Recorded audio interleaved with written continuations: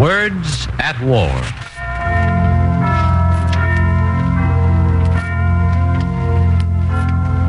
Now when Jesus was born in Bethlehem of Judea in the days of Herod the king, behold, the angel of the Lord appeareth to Joseph in a dream, saying, Arise and take the young child and his mother and flee into Egypt, for Herod will seek the young child to destroy him.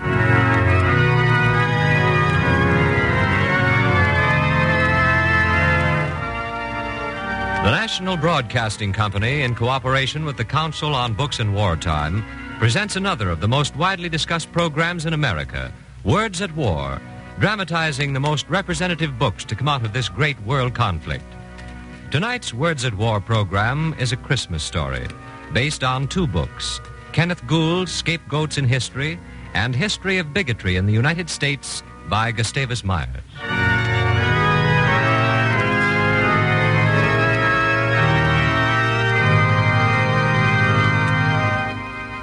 For today's sermon, our text is the Gospel according to St. Matthew, chapter 2, verse 16. Then Herod, when he saw that he was mocked of the wise men, was exceeding wroth, and set forth and slew all the children that were in Bethlehem and in all the coasts thereof, from 2 years old and under. Then was fulfilled that which was spoken by Jeremy the prophet, saying, In Ramah was there a voice heard, lamentation and weeping and great mourning, Rachel weeping for her children, and would not be comforted, because they are not. Is there a man among us who does not, in this Christmas season of goodwill and brotherhood among men, condemn this slaughter of innocent children by a ruthless king? No, I am confident that Herod's crime against humanity will rankle in the hearts and minds of just men forever. And yet, the slaughter of the innocents was not the first such act of persecution, nor has it been the last. There have always been scapegoats among us, hated, distrusted, persecuted. It is of these that I wish to speak to you today. Scapegoats in history. The original scapegoat described in the book of Leviticus was an animal called Azazel.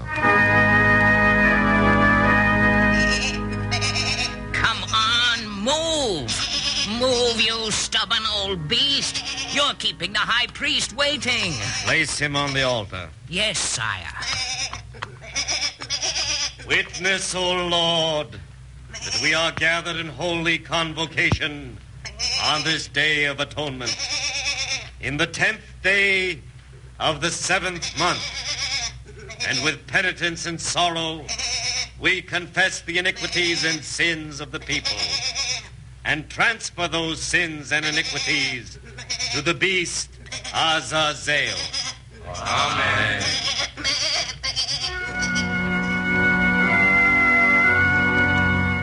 The Azazel was a goat, and the ritual was common among the people of Israel, the Babylonians, and the Hittites. Centuries later, distorted religious sentiment produced the human scapegoat.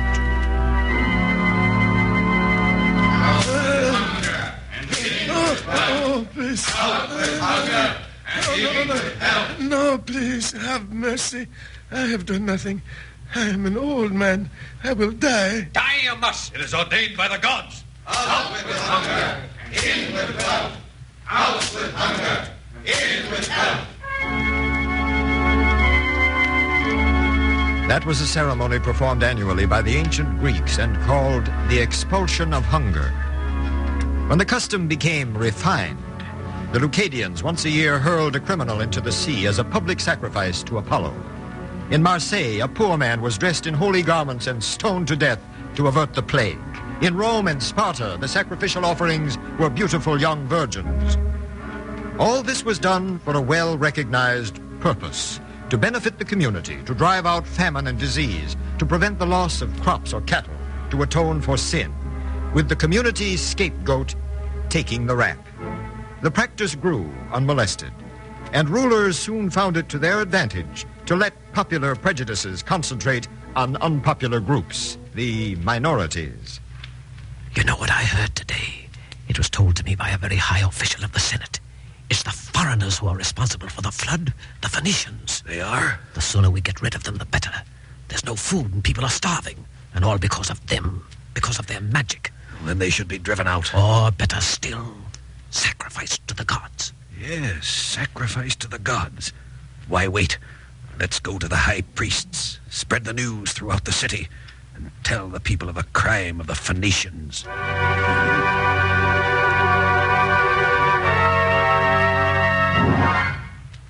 It is done, sire. The news is spreading throughout the city like wildfire. By tonight, there won't be a Phoenician left alive. Good work, Delenius. You have done your job well. This is your reward.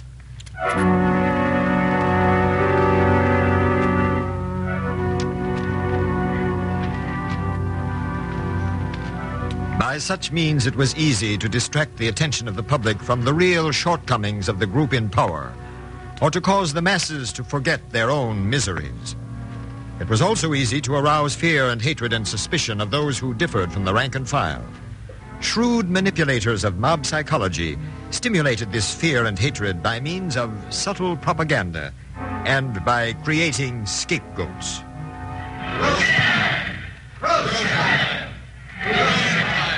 The mob is getting restless, Pilot. They demand a decision. Very well. Any decision they shall have. I wash my hands of the whole business. Announce that I release Barabbas and deliver Jesus unto them to be crucified.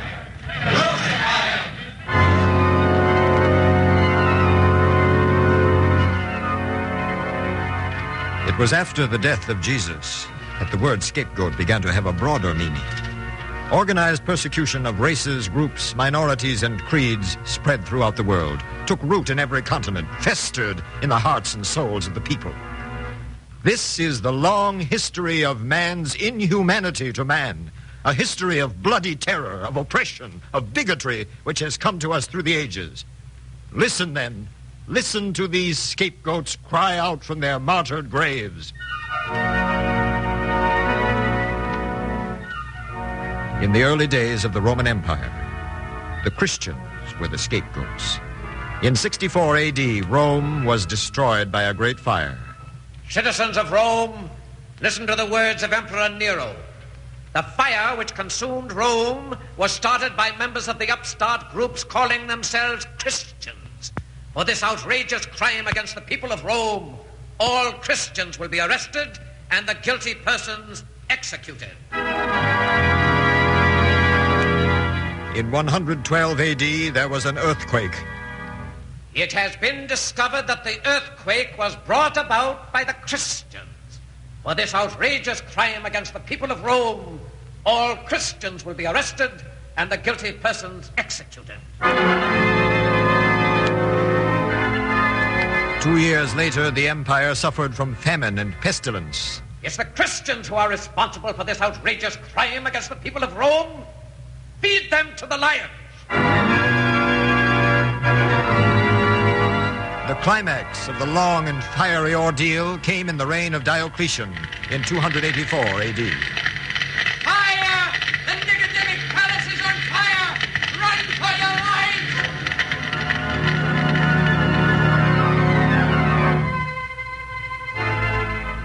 The Christians, they are the ones who are responsible. They're the ones who started the fire. But we have no proof, sire. Proof? Since when is it necessary to have proof against the Christians? I say they started the fire. It was a conspiracy against the empire and myself, and they shall pay for this conspiracy. They shall pay for it with their blood. Arrest all the Christians! Bring them to justice!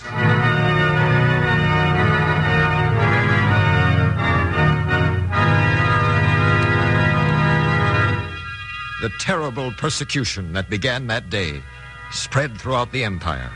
Christians were imprisoned, tortured, and in some towns the entire population massacred.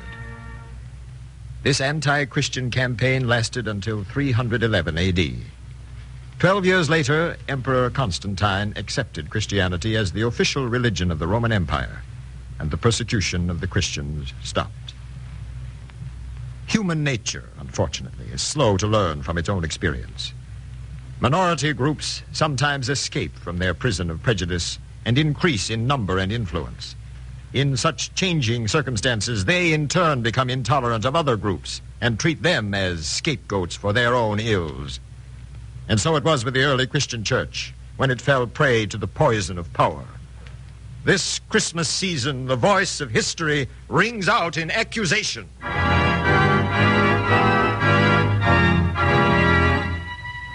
These are the crimes the Christian church perpetrated in the Dark Ages, when the heretic was the scapegoat, because he was believed to be in league with the devil and the trafficker of black magic.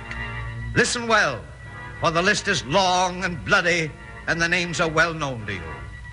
It includes the imprisonment, torture, or execution of such men as Galileo, Roger Bacon, John Huss, the Spanish Inquisition, the murder of Joan of Arc, the massacre of St. Bartholomew, the burning of Ridley, Latimer, and Cranmer at the stake in the days of bloody hell. These are the dark stains upon the pages of a glorious history.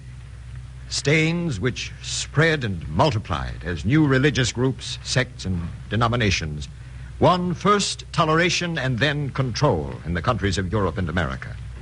First, the Protestants took their turn, the Calvinists and the Puritans, fleeing from religious intolerance themselves, yet not believing that others were entitled to freedom in the worship of God. Hear ye, for insolent and contemptuous behavior against authority and for publicly insinuating opinions and heterodoxies that transgress Puritan laws, Roger Williams is hereby expelled from the colony of Massachusetts Bay. Hear ye, Anne Hutchinson is hereby expelled from the colony of Massachusetts Bay. Mary Dyer, a Quaker, is to be hanged on Boston Common.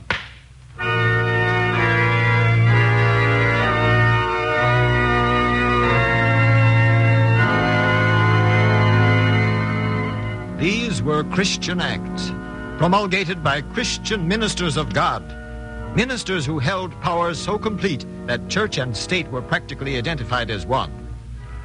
In the year 1692, the hectic hysteria flamed up in Salem. In that year in Salem, there was a West Indian Negro servant called Tituba, who both terrified and enchanted her big-eyed listeners with the voodoo spells of her ancestors. And so the medicine man gave her this potion I'm making up now. And what do you think happened? She became the most beautiful girl in the world. And the men, they all came to see her from far and wide. And pretty soon the prince came too. And the prince, he said to her, I've been in love with you all my life. Will you marry me? Oh, Tituba. How thrilling.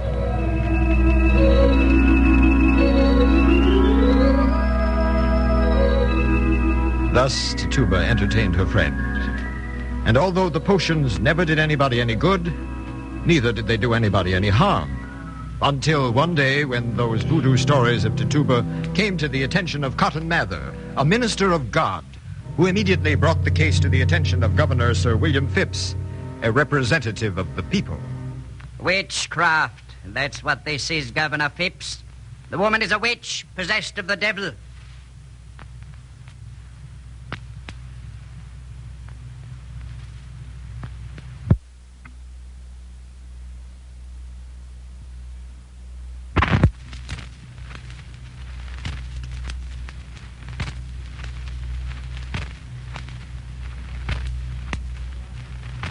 She's a menace to our community, a menace to the people and the Puritan Church. What do you want me to do, Reverend Mather? Hang her. If thy right eye offend thee and cause thee to stumble, pluck it out, cast it from thee. Unless you hang that witch, she will spread the disease of a witchcraft throughout Salem. She will infect the entire community. Very well. I shall appoint a special court to try her, with instructions to carry out the execution.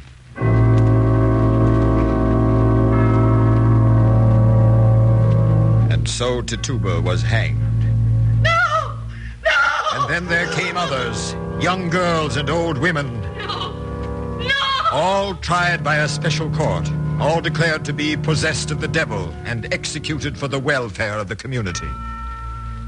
Before this flame of insanity burnt itself out, 19 innocent persons had been hanged, and one pressed to death. Yes, even to America was carried the hate and prejudice and fear that was born thousands of years ago in the jungles of Africa and the rituals of the primitive races and the warped mind of King Herod. And as we began to grow as a nation, so did the scapegoats multiply. In the 17th century, the hatred was directed against the Catholics.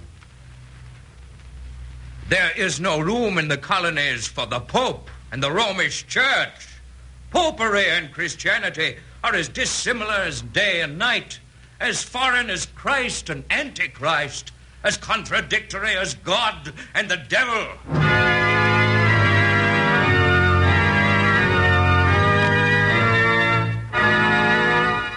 So thundered the Puritan pulpits, and the cry was echoed throughout America. Down with the papists! Down with the Catholics! Down with the papists! Down with the Catholics! Down with the papists! In no colony except Rhode Island could a Catholic vote or enjoy civil and religious rights. In New York, an act was passed confiscating property of Jesuits and other Catholic priests. And during the French and Indian War, Catholics were charged with fomenting Negro Indian uprising against the colonial governments. This wave of anti-Catholic sentiment died down with the Revolution and the adoption of the Constitution with its guarantee of freedom of worship. Yet hate and prejudice did not die. It burned and festered in the hearts of men. And in the middle of the 19th century, it was directed against the Irish. This is an Irish invasion. They brought with them nothing but pauperism, slums, corruption, and crime. They are responsible for our unemployment and panics, depriving Native Americans like yourselves of jobs. They are the ones who've been responsible for lowering the wage scale. And furthermore, and as if this weren't enough, most of the Irish who come here are clannish, unassimilable, and downright half-witted.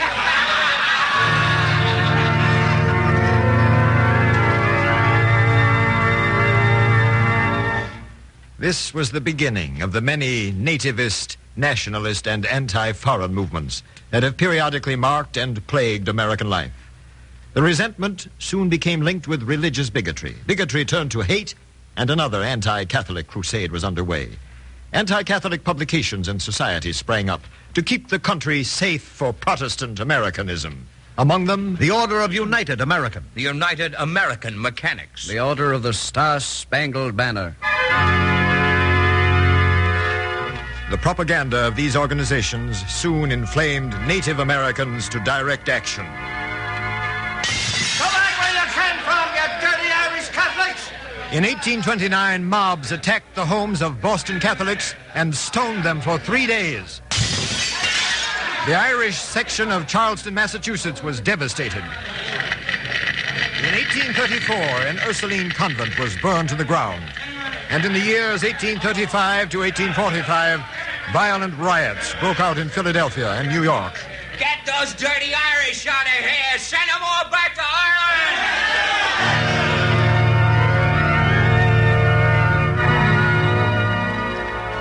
Later, there followed the Know Nothing Party with their war cry of rum, Romanism, and rebellion, and the American Protective Association, all serving but one purpose: to spread hate, fear, and distrust among the people of America.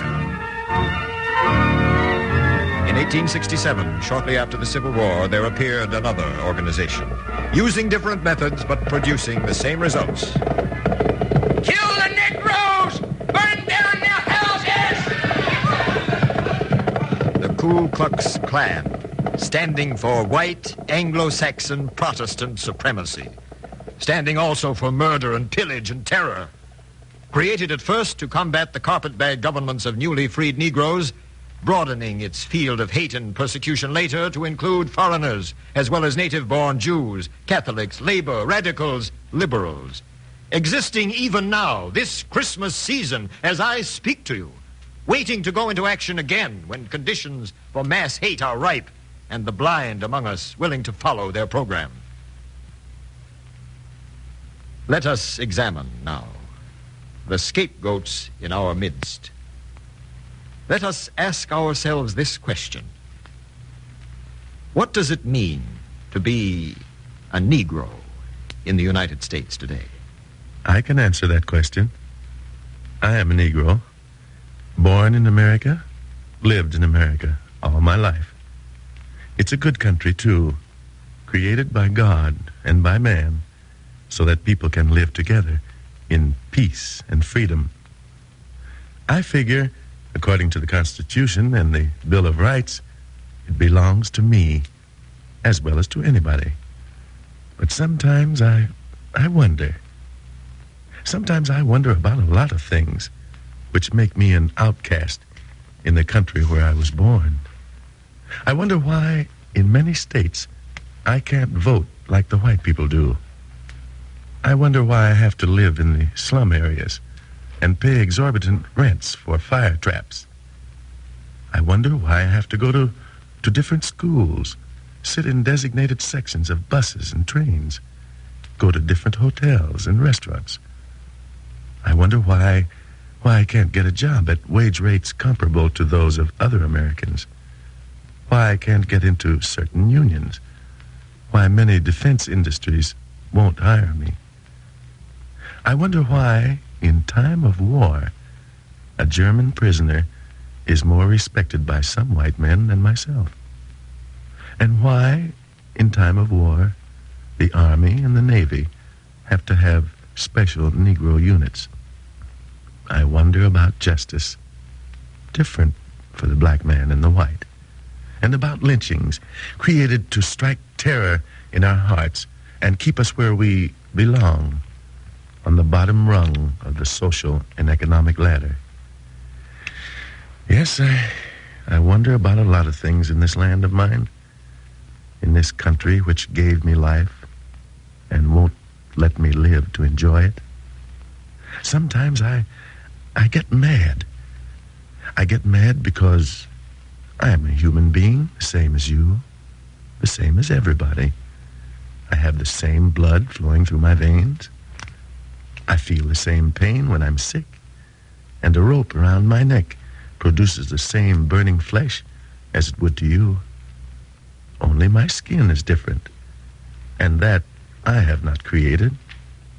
Why then haven't I got a right to live in peace and freedom? Why have you chosen to persecute me? Who among us can answer this man? Who among us can justify his burden or contradict his cry for justice? Who can say that he is wrong and those who are responsible for his condition right? Those of us who can, let us step forward and take our place in our exalted company with Herod, Pontius Pilate, Caligula, Nero, Ivan the Terrible, Torquemada, and Hitler.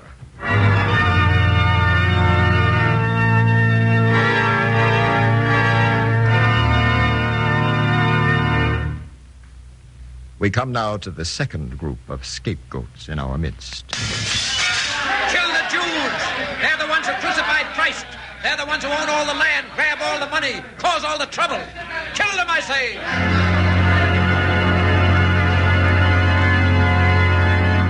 This is an incident that has occurred and recurred 1,000 times in the last 1,000 years. Listen now to the list of crimes perpetrated by the people of the world against the world's favorite scapegoat. Listen to the words of the wandering Jew.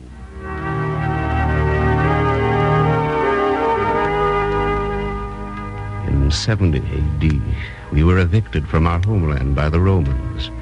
In the Middle Ages, we were forbidden to own land and assigned to ghettos, walled enclosures kept locked at night. In 1290, we were expelled from England. In 1350, we were accused of responsibility for the bubonic plague. In the day of the Russian Tsars, the armies incited outbreaks against the Jews known as pogroms, systematic house-to-house searches, beatings, and massacres. And with the advent of National Socialism in Germany, we have been subjected to a degree of cruelty unmatched in human misery. Why? What reason was there for this persecution? What reason exists today? If you know the answer, step forward and speak, and tell us what truth existed in the accusation. The Jews were responsible for the bubonic plague. What financial and economic proof backed up the accusation? The Jews were responsible for the depression that followed the Napoleonic Wars. What evidence was ever given to substantiate the charge? The Jews perform ritual murders. What logic exists behind the statement? America is controlled by Jewish international bankers. What reason is there for this hate? What purpose does it serve? What has it accomplished? Who has reaped the benefits, and why?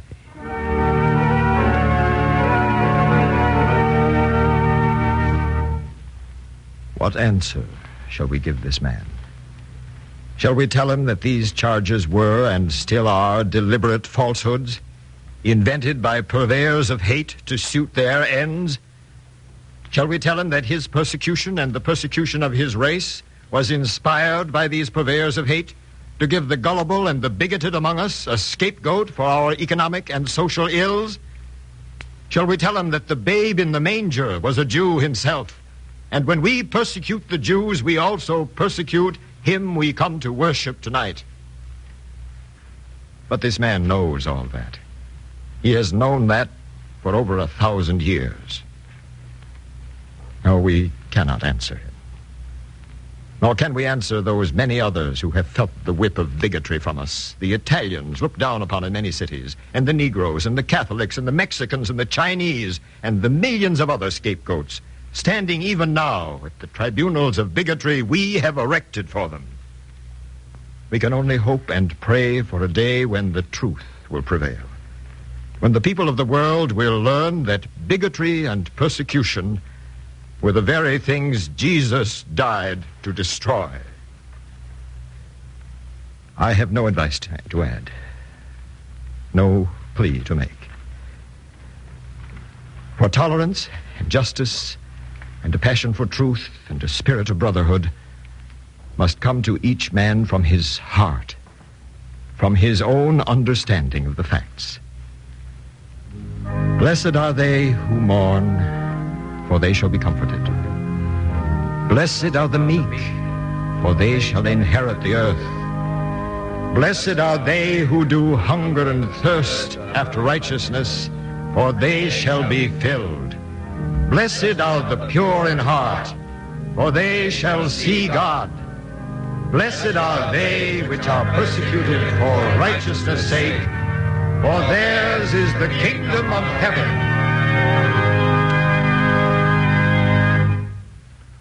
Tonight on Words at War, we've brought you a play in the Christmas spirit, based on Kenneth Gould's pamphlet, Scapegoats in History, and the history of bigotry in the United States by Gustavus Myers, and featuring Bernard Lenrow as the narrator. The radio dramatization was written by Ben Kagan. The music was arranged and played by William Meader, and the production was under the direction of Garnet Garrison.